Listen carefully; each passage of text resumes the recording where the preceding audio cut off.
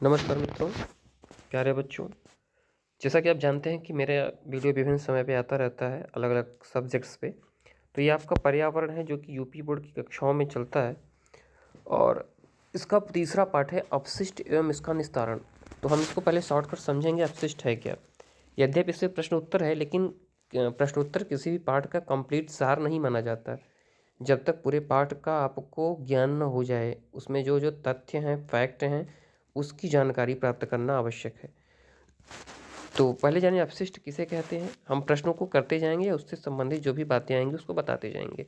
तो अपशिष्ट किसे कहते हैं? तो अपशिष्ट कहते हैं मनुष्य एवं अन्य जीवों के दैनिक क्रियाकलापों के फलस्वरूप निकलने वाले अनुपयोगी पदार्थ अपशिष्ट कहलाते हैं। जैसे इसको ऐसे समझेंगे आप, जैसे आप देख पा रहे होंगे इसको।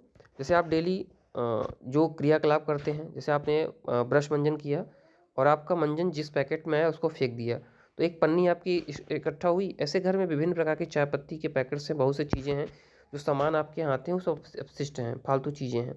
आपने सब्जी बनाया, सब्जी का बहुत सा पार्ट्स आप फेंक देते हैं, ठीक है। तो ये सब चीज़ें अपशिष्ट कहलाते हैं। दूसरी भाषा में, सरल भाषा में आप इसको कचरा भी कह सकते हैं। जैसे प्रश्न एक का उत्तर आप यहाँ देख पा रहे होंगे, ठीक है। उसके बाद हम चलेंगे अगले टॉपिक पे, ख। तो दूसरा प्रश्न आप जैसे देखिए, इसमें है ठोस, द्रव और गैसीय अपशिष्ट में अंतर बताते हुए इसके दो दो उदाहरण लिखिए। यद्यपि यहाँ जो चीज़ें लिखी हुई हैं ये एक शॉर्ट नोट्स हैं, लेकिन इससे डिटेल आपको जानकारी इकट्ठा करना है। जैसे लिखा है ठोस अवस्था में पाए जाने वाले अपशिष्ट ठोस अपशिष्ट कहलाते हैं, ठीक है। द्रव अवस्था में पाए जाने वाले, पहले आपको ये जानना पड़ेगा ठोस अपशिष्ट क्या है। जैसे सब्जियों के छिलके जो निकलते हैं, या पालक जैसे आपने काटा, पीछे वाला पार्ट्स फेंक दिया। आपने बैगन काटा, बैगन का जो हुंडी होता है उसको आपने फेंक दिया, तो सब ठोस में आते हैं। द्रव क्या है? बहुत, जैसे आपकी दाल खराब हो गई, महकने लगी, आपने उसको फेंक दिया, ठीक है। तो द्रव जो पानी के रूप में हो, तरल हो, बहता हो। मैं इस हिसाब से बता रहा हूँ ताकि हर बच्चा इसको समझ सके। और गैस अपशिष्ट क्या है? गैस अपशिष्ट है, जैसे कभी कभी चीज़ें जब सड़ जाती हैं तो उससे गैस निकलने लगती हैं। और आप कंपनियों में देखिए, बड़ी बड़ी कंपनी में चिमनी लगे होते हैं, तो चिमनी से जो धुआं निकलता है वो अपशिष्ट है ना। उसका कोई यूज नहीं है, तो वो अपशिष्ट है, उसका कोई यूज नहीं है। तरल रूप में, तरल माने होता है बहता रहे। तो ऐसी गंदगी जो बहते रूप में पाई जाए उसको तरल अपशिष्ट कहते हैं। और ऐसी गंदगी जो हवा के रूप में हो, जिसका कोई यूज ना हो, जैसे ना, वो सब गैसीय अपशिष्ट हैं, गैस हैं। तो जैसे नाली, इसमें उदाहरण दिया गया है, यद्यपि आप और अपने से समझेंगे अपने आसपास से। इसमें जो दिया गया है वो तो शॉर्टकट है, आप अपने से भी लिख सकते हैं। नालियों और सीवर का गंदा पानी, शहरों में सीवर होता है जिसमें सारे घरों की जो गंदी चीज़ें होती हैं उसमें जाती हैं, तो ये सब जो है द्रव अपशिष्ट में आता है। उद्योगों से निकलने वाला गंदा पानी, हर उद्योग से भी गंदा पानी निकलता है, आपको पता होना चाहिए, तो भी अपशिष्ट में आता है, ठीक है। और वाहनों, देखिए वाहनों से निकलने वाला धुआं, कारखानों की चिमनियों से निकलने वाला धुआं, कारखाने की चिमनी उसी कहते हैं जो बड़ी बड़ी आप देखते होंगे चिमनी होती है, इसमें धुआं निकलता है। जैसे कि एनटीपीसी हो गई, इफ़को कंपनी हो गई, इन सब कंपनियों से धुआं निकलता है, वो आपकी गंदगी कहलाती है, गैसीय अपशिष्ट कहलाती है। आगे हम देखेंगे टॉपिक नंबर अंगा देखेंगे। टॉपिक ग, गैसीय अपशिष्ट पदार्थ के स्रोत क्या हैं। तो गैसीय अपशिष्ट किन किन चीज़ों से होता है। आप अगर गांव में हैं तो और बेहतर है समझ के लिए। गांव में आपने देखा होगा कि लकड़ी से खाना बनता है, या विभिन्न बड़े स्तर पर जब कोई प्रोग्राम होता है, जैसे कि शादी ब्याह इत्यादि, तो उसमें जो है लकड़ी से धुआं बहुत बड़ी मात्रा में निकलता है। या पराली खेतों में किसान जब जलाते हैं, पीरा जिसे आप पुआल कहते हैं, तो खेतों में रख के या पत्तियां पेड़ों की जला देते हैं, तो वो गैसीय अपशिष्ट है। कोयला आपने देखा होगा, उससे भी धुआं निकलता है। परिवहन के साधन, परिवहन के साधन का मतलब है गाड़ियों से जो धुआं निकलता है वो मरे हुए जीव चीज़ें। सिगरेट बीड़ी भी बहुत बड़ा योगदान देता है पर्यावरण को गैसीय प्रदूषण के माध्यम से बढ़ाने में। आगे देखेंगे हम, अगला टॉपिक हमारा घ। घ प्रश्न आपका क्या है, यहाँ देखेंगे आप। घ कहता है अपशिष्ट संग्रह के दुष्प्रभावों का उदाहरण सहित लिखिए। तो चलिए अपशिष्ट का दुष्प्रभाव देखेंगे हम। अपशिष्ट का दुष्प्रभाव आप देखिए कुछ इस तरह से है कि अपशिष्ट संग्रह पर्यावरण के लिए अत्यंत हानिकारक है। ये मनुष्य के स्वास्थ्य पर बुरा प्रभाव डालते हैं। अपशिष्ट संग्रह जैसे क्या है, मतलब कभी गंदगी कहीं इकट्ठा हो गई, संग्रह माने इकट्ठा होना, तो इसका क्या प्रभाव है आप समझ रहे होंगे। गंदगी इकट्ठा होगी, चाहे ठोस हो, चाहे द्रव हो, चाहे गैस, तो आपका स्वास्थ्य खराब होगा। अगर आप कुछ नहीं लिख पाते तो कम से कम इतना तो लिख सकते हैं ना। ये मनुष्य के स्वास्थ्य पर बुरा प्रभाव डालते हैं। दिसंबर 1984 में भोपाल गैस त्रासदी हुई। ठीक है, भोपाल में एक बहुत बड़ी गैस लीक हो गई जिससे हजारों लोग मर गए। तो आओ समझिए, ये इससे कैंसर, सांस फूलना, अगर आपके अगल बगल की हवा अच्छी नहीं है तो आपका सांस फूलेगा, कैंसर होगा, सिर दर्द होगा, अंगों का शून्य हो जाएंगे आपके अंग, मतलब का आप कहें यार मुझे सुनाई कम दे रहा है, मेरा काम करने का मन नहीं है, इस तरह से। इस घटना के बाद फैक्ट्री के कचरे के रूप में घातक रसायन निकलते हैं। तो ऐसे कुछ रसायन निकलेंगे जो नुकसान करते हैं। मिट्टी और जल को प्रभावित किया। इस अपशिष्ट का दुष्प्रभाव आज भी वहाँ की पीढ़ियों में देखा जा सकता है, जो भोपाल में हुआ था। ठीक है, तो इसका एक बहुत समय तक प्रभाव रहता है। अगला प्रश्न है अंगा, उसका उत्तर है साकपिट बनाने के लिए जमीन में एक 5 से 6 फीट गहरा चौकोर गड्ढा खोदा जाता है।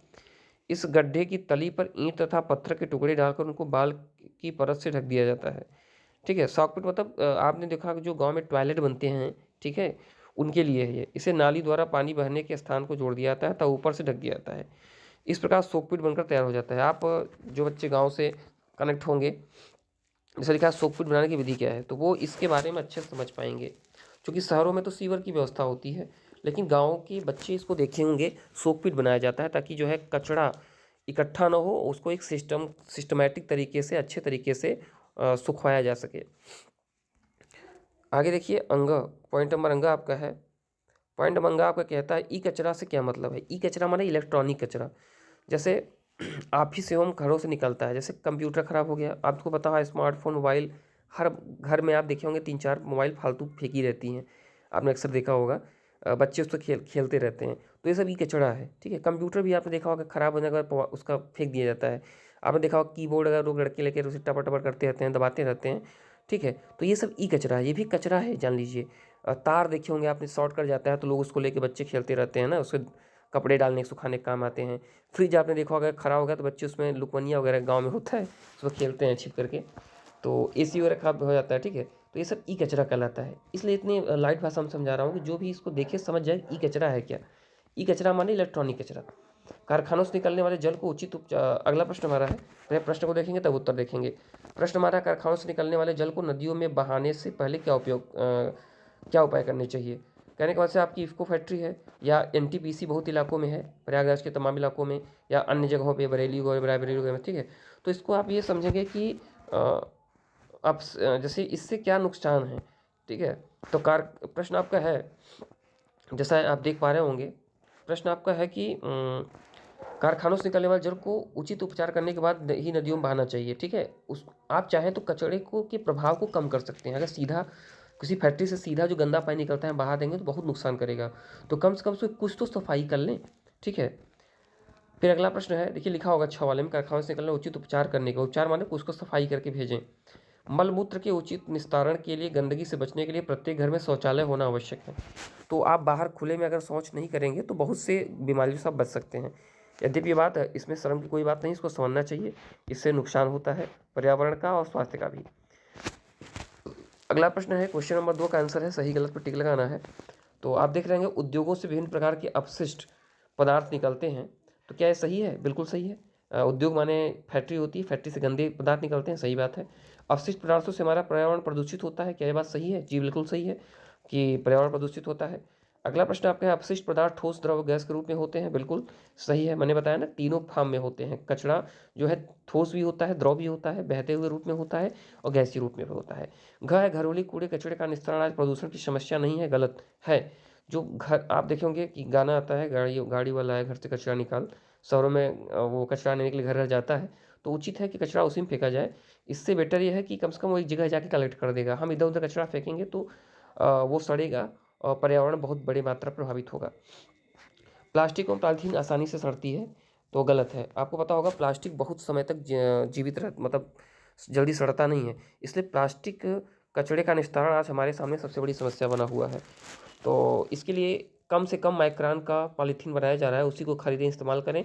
हो सके तो पॉलीथीन खरीदें ही ना, क्योंकि एज अ टीचर के रूप में मेरा काम यही नहीं पाठ को करवा के ख़त्म कर देना।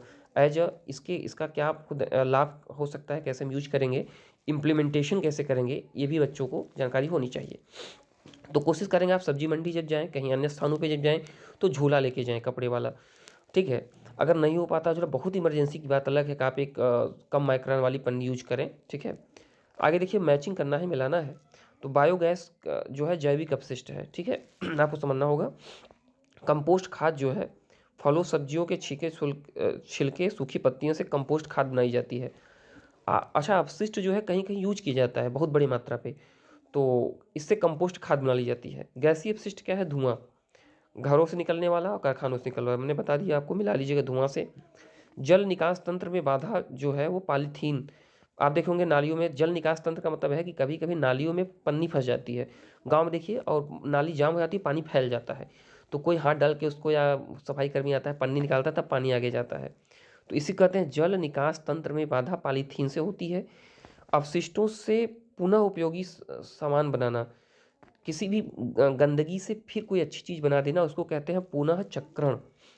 पन्नी आप देखते होंगे, पन्नी कचड़े को आते हैं ना, कबाड़ वाले कहते हैं, कबाड़ वाले उसको देंगे आप जब, तो पन्नी ले जाके बेचते हैं वो, और उससे फिर नई पन्नी बना दी जाती है। तो ये भी अच्छी चीज़ है कि खराब चीज़ से फिर नई चीज़ बन जाए। तो पार्ट 3 इसके साथ खत्म हुआ। धन्यवाद। इसको आप ध्यान से पढ़ेंगे 2-3